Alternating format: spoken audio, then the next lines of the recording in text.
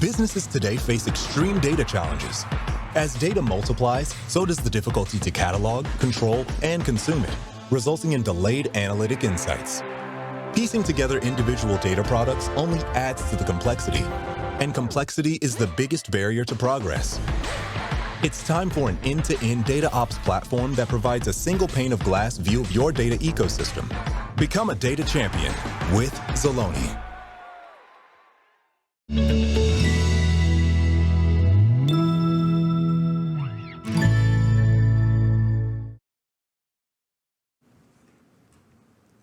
Well, thanks for attending. I want to welcome all of you to the last Track 3 session for today, session 6.3b.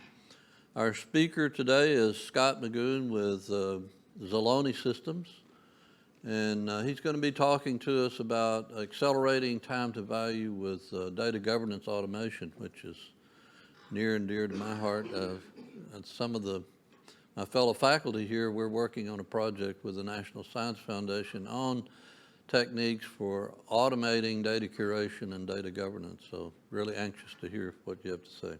Thank you. Thank you very much. So I've enjoyed this conference a lot. I've heard a lot of good things about it, and it's lived up to the expectations so far. So I hope everyone's having a good day.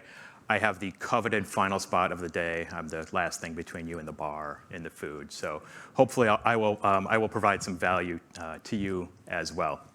So I'm Scott. I am the Director of Product Management at Zaloni. Zaloni is a data governance platform, and we work with large enterprises that have very complex hybrid data storage needs to build data catalogs, often in highly regulated markets. So very complex needs. And the data catalog is sort of at the center of data governance for us. But I'm going to spend some time talking about the other end, the downstream end, where the end users in the organization who have tremendous needs for data, how they can achieve value from what's in the data catalog and what came from all of those data sources. So data governance, so let's start with a shared understanding here. Data governance is part of a large data management process, but the focus really is on trust, availability, accessibility, and compliance of the organization's data assets. And this is where I start to think a lot more about those end users. So data governance is an end-to-end process, but it's the core of providing value. So if you think about the people involved in data management, the CDO, the data stewards, the data engineers and data scientists that put it all together, for every one of them, there are dozens or hundreds or thousands of end users in the organization that have needs for data. All of those people have their own projects that are domain specific. And all of those projects have goals, and collectively, those goals are the business value. So the data in the data governance is the fuel for that business value. So what I want to talk about in that context is how applying automation at various points in the data governance process can accelerate the time to value from getting to data source to end user business value through the application of automation. So if we look a little bit at the history of data governance, just again, so we start with a shared understanding, and then we can look at some areas where we can improve. So data governance has a bit of a negative connotation, if we're being honest with ourselves. People often look at it as, perhaps a hindrance to progress, or the hurdles that they have to go under, or the delays in getting the data that they need for their jobs. And these are a couple of the areas that we've seen that are part of that negative connotation. And I want to talk about these and how we can make some improvements. So protection is one. The idea of let's just build a data lake and fill it, and protection can happen later. Well, obviously, from an infrastructure perspective, there's a lot of protection of that system. But is the data itself protected? Does it contain characteristics of privacy and compliance as it's pulled into the system, or does it have to be applied later in a much more complex manner? And when things like this happen, it's often from a lack of role clarity. Is data governance and also, is it an add-on to someone else's role, something else that has to be done. And when these things happen, data governance becomes seen as a hindrance to progress. When those data consumers, those data citizens need something, data governance is in the way. It's the delay between them requesting what they need for their project and receiving it. Business silos is a thing that you've probably heard many times in many talks, and it often always just has a very negative connotation. Well, silos are inherently neither good nor bad. They're a function of business application and its data storage methodology. But silos inherently are not aligned properly with the business units that need them, or the data is needed across other business units, and it has to be extracted from there. And that's where the presence of those silos actually creates the problems.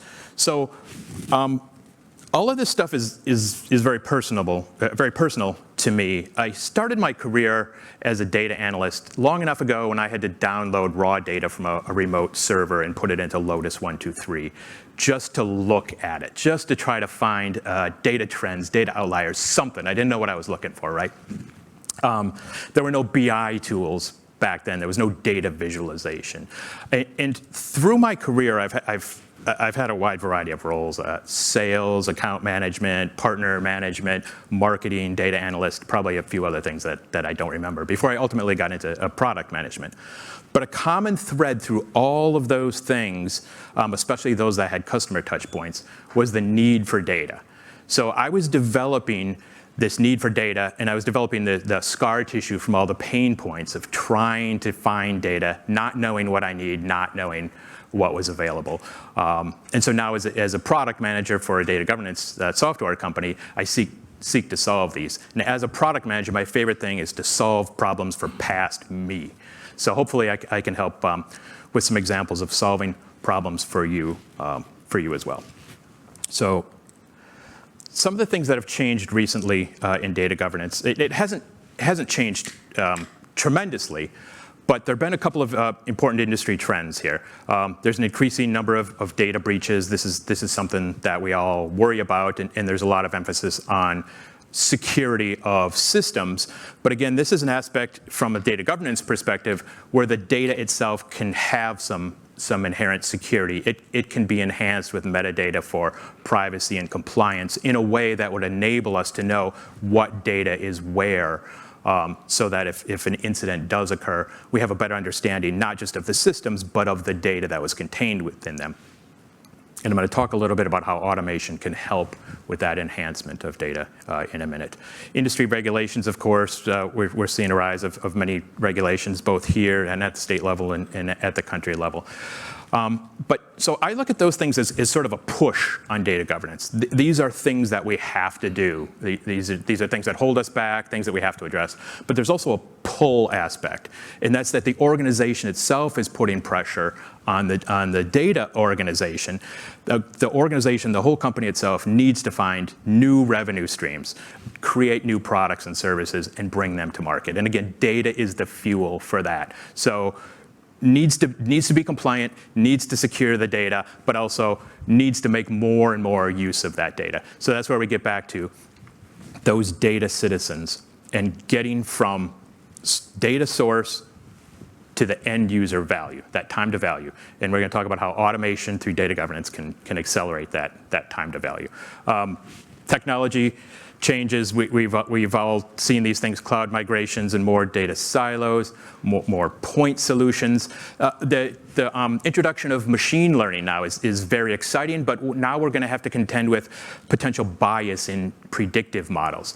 Is this a thing that is going to cause us a really big headache down the line? Is it going to be comparable to data breaches and compliance violations? Is it something that we need to get a handle on right now before something bad happens, and we have to account for it?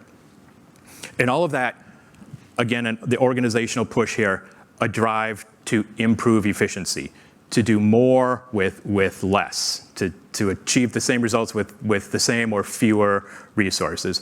And that's all within a market where it's increasingly difficult to recruit the talent necessary to achieve these. So another way that perhaps automation can help us to achieve these goals. All right, so if we take a look at the whole process from source to value, we can begin to see where the time is spent. And this is gonna point us to where automation can lead directly to the bottom line through efficiencies. So at Zaloni, working with a variety of customers and looking at the market, these are 4 areas where we've seen that account for a significant spend in the time within the organization. So the first is data discovery and visibility. And we've seen that a significant % of data scientists' time can be spent just cleaning and organizing data. One thing that we're doing at Zaloni is introducing machine learning in a way that can analyze and enhance the data as it's brought into the data catalog. So we have models that can look at the data and automatically classify data at the field level to see if it's applicable to your privacy and compliance needs. So user-defined models for privacy and compliance, but the system can go through much more data than the person and can apply those labels. So when the data entities exist in the catalog, they can be enhanced at the field level or the whole entity itself. Doing this through automation, then it increases the speed at which entities can be brought into the data catalog and made available to the end users. But it also provides for enhanced governance policies, because now you know what data can be accessible by what people. You don't have to wait for more of that analysis because of those risk factors we talked about before. You can get quicker from data source into data entity in the catalog and ultimately to availability to the data citizens. Trust and transparency is another big thing. So this is really a core value, and it's a shared organizational value. So what's important here is that trust and transparency comprises the data quality, of course. That's what gets the users to trust that the data is accurate and is the right thing. But this is really an organizational effort, and it's a sense of shared understanding, purpose, policies, and success metrics. If you have this framework, then providing automation into your data governance to speed things along within this framework, this keeps everything grounded and keeps all the usage of the data appropriate. And it creates the feedback cycles so the end users are telling you what they need. And you as the data organization, as the data stewards, are receptive to that information, and together you can have a shared process for prioritizing what's important in data. The third area is making the information available for use, or making it fit for purpose. This is where we really start to see the value in the organization. One thing we've seen quite frequently is that a user will spend some time searching through the data catalog, looking for something that they need. Perhaps it takes a long time and they have to ask other people, is this the right thing? Is this what I need? They request it. There's an approval process. There's a provisioning process. They get it in the tool of their choice. And then that's not the right thing. That wasn't what I was looking for. So a tremendous amount of their time has been spent. This is a drain on efficiency, and it dramatically lowers the trust in all of those data engineers and data scientists that spent their time putting that together. Well, going back to what I said about automatically classifying and enhancing the data, that factors in here. If the data is much more fit for purpose, if it makes more sense what that data is because it's enhanced with the proper metadata, those users are much more likely to get what they need. And in turn, that's going to build much more trust in the organization. And the fourth area here is avoidance of risk. There's a number there from a survey about the average cost of a data compliance problem, but we're probably all imagining it's much higher than that. So again, looking at this as a continuum here, if you enhance the data within that framework of trust and transparency, it makes more data available sooner to those end users, but it also makes the right data available or prevents the wrong data from getting into the wrong places. That automatic classification I talked about earlier, it can automatically mask data fields if the compliance level of those or the privacy level of those is out of line with the role of the end user requesting it. So they could get certain assets, but certain data fields in it might be tokenized or pseudonymized, and it can still make the proper data available to the right people. All right, so let's talk a little bit more about some specifics in your data governance process where automation can help you. Classification and relationships. So this is something that I've touched on already. And this is an area where you can get started with entities that you already have, with the data catalog that you already have.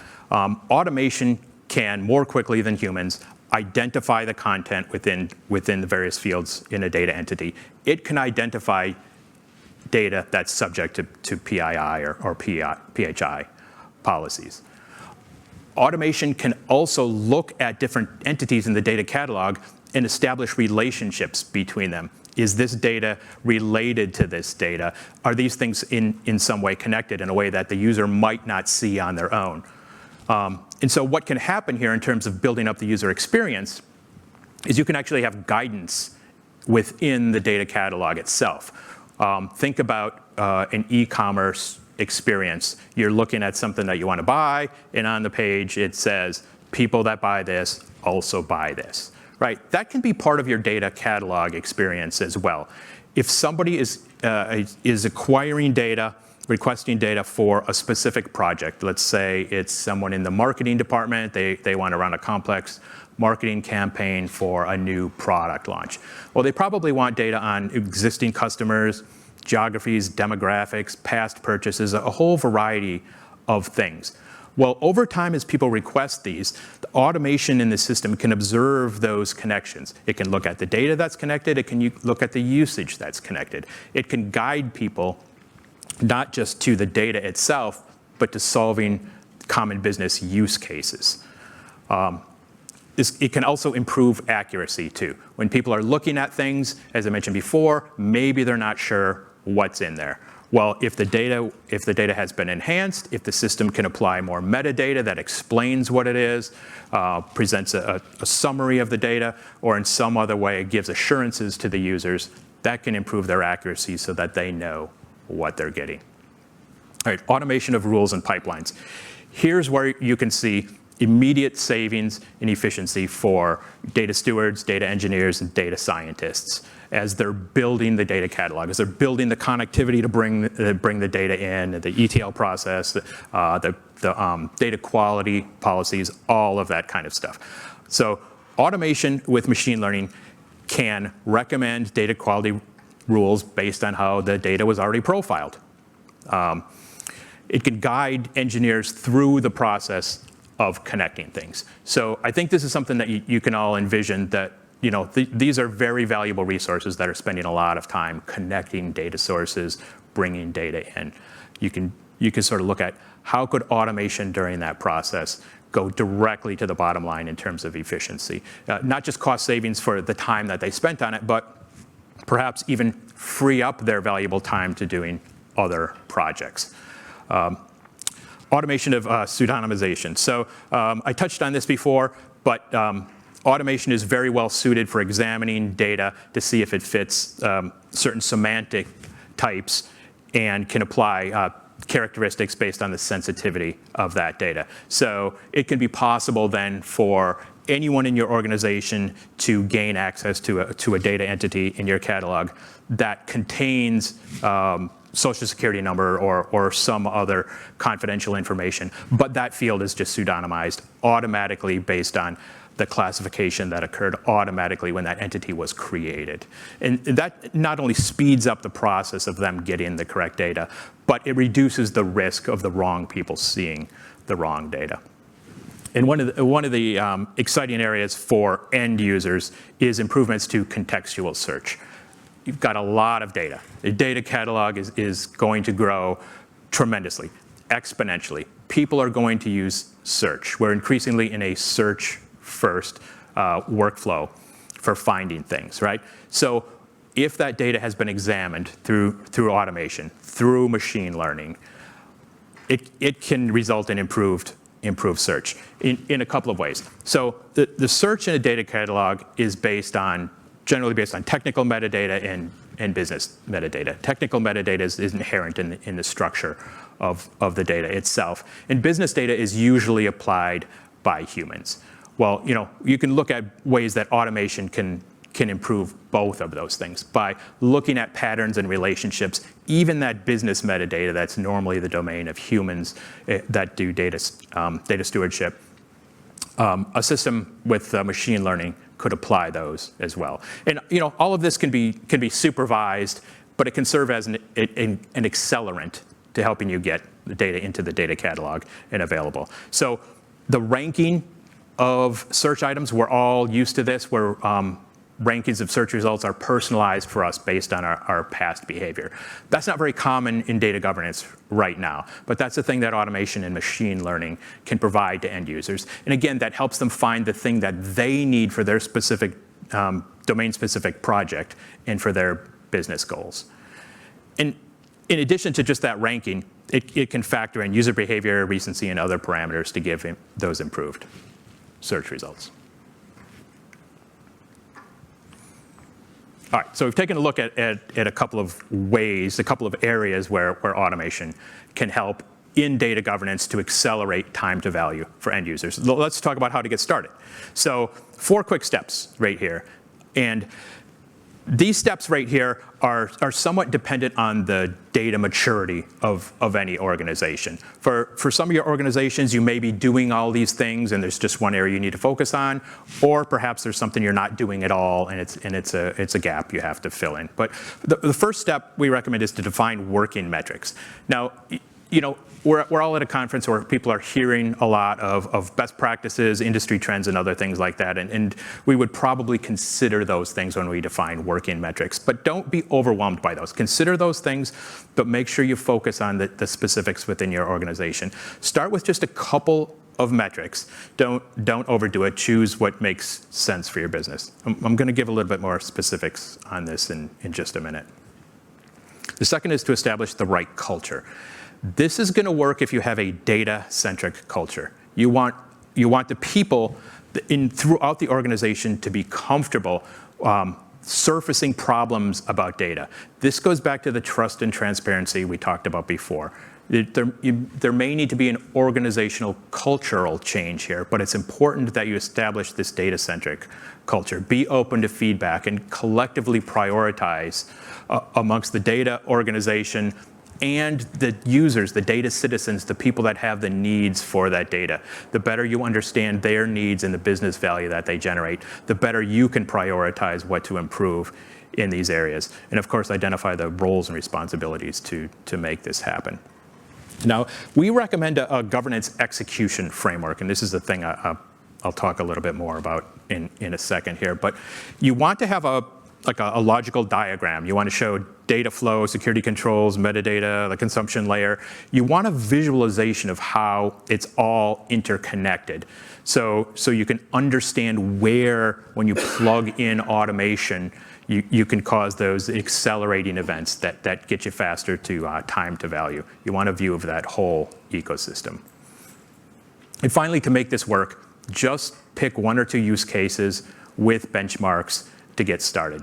Prioritize a couple of straightforward use cases, implement the tools and the benchmarks, and something that we always recommend is celebrate success. It's going to come in steps. It may be a really long journey to becoming a data-centric culture, or even within this realm of data governance to fill in the gaps that don't exist. But make sure you have those benchmarks and make sure you have the working metrics.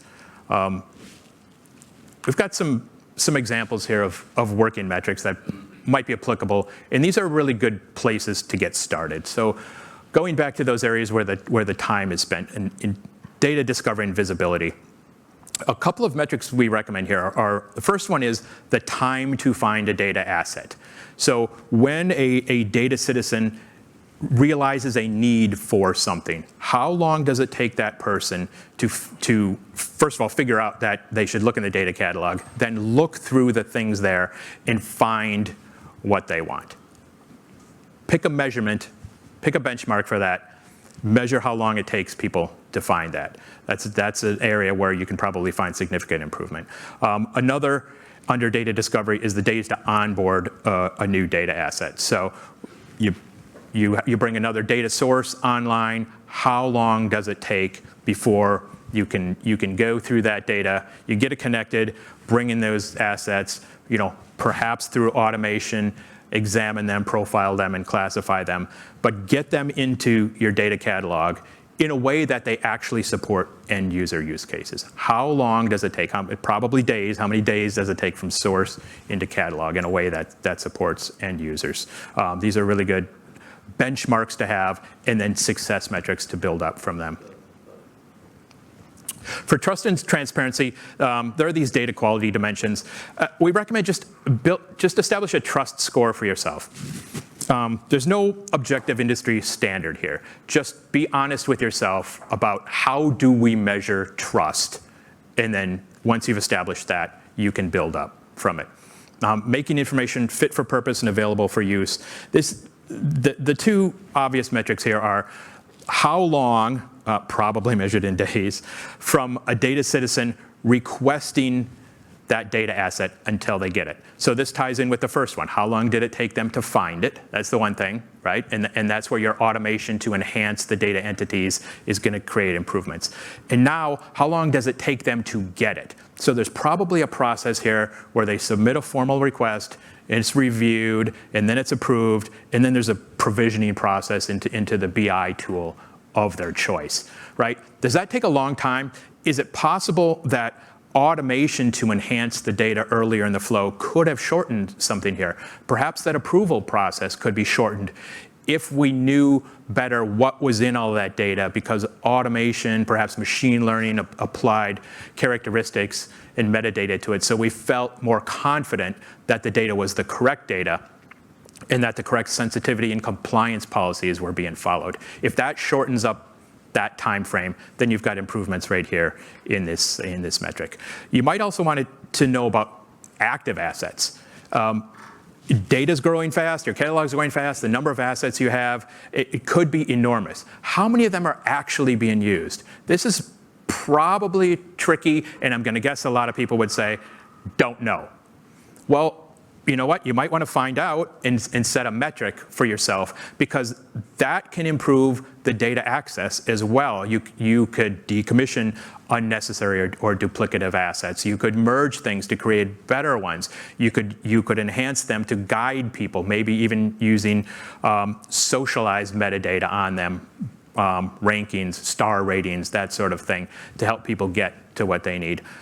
All of these things, you really should have a dashboard, right? You should have a view of this, so it's at your fingertips. So your metric is you don't have to search then for the answers to these questions. It's right there. And finally, for avoidance of risk, this would be the number of non-pseudonymized attributes that get inappropriately put into BI tools. You don't want to find out that a user that requested some kind of data now has it in Tableau or something else, and there's a data field in there that should have been masked or should not have been available to them. That data is getting out of your control, and that's the thing you don't want to happen. To that end, how many of your total data assets are even covered by policy types? Access controls, things like GDPR. You want to know how many of your assets are subject to those. You want to know what they are and why they are, what they contain within them. Not only upfront to be able to control the access appropriately, but afterwards, if there's some kind of issue, if there's some sort of audit or something else, you want to know where those are and why they are, or if maybe some of them you can get rid of them or remove that data from that asset. Okay, so the final thing is the execution framework. I'm not going to describe this, but this is an example of one we have at Zaloni. It describes all of the steps. This is in a sort of a linear fashion in data governance. Yours might be more complex than that. But this is that view I was talking about before, that holistic view of all of the interconnected systems. And this is how I would approach where I should apply automation to make those improvements. I would want to understand what all of the different touch points are, all of the different systems, so I could know what needed to be improved. All right, I think I'm at the end of time, and I want to be sensitive because, again, I'm the last thing between you and the bar and the food. So with that, we can go to Q&A. Well, actually, we're at end of time now, so, but you're welcome if you don't mind staying a few minutes. Happy to. But we'll need to close the formal session now. Appreciate your Thanks. presentation. If any of you have questions for Scott, you feel free to come down, but you're also free to go over to the reception now. Thank you.